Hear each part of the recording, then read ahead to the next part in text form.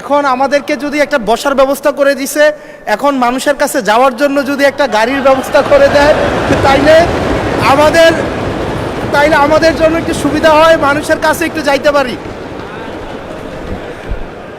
কি আবুল হাসান আব্দুল্লাহ কি কথা বলতেই হবে, বলেন বলেন। আমি সবসময় হচ্ছে বিভিন্ন মানে বিরোধিতার জন্য দাঁড়াই। আজকে থ্যাংক ইউ জানাচ্ছি যে আজকে এই ধরনের একটা সিদ্ধান্ত নিয়েছেন।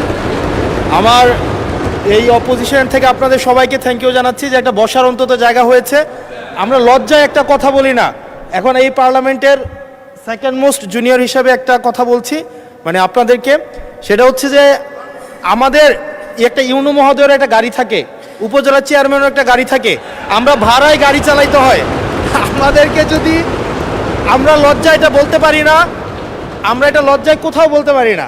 এখন আমাদেরকে যদি একটা বসার ব্যবস্থা করে দিছে, এখন মানুষের কাছে যাওয়ার জন্য যদি একটা গাড়ির ব্যবস্থা করে দেয়, তাইলে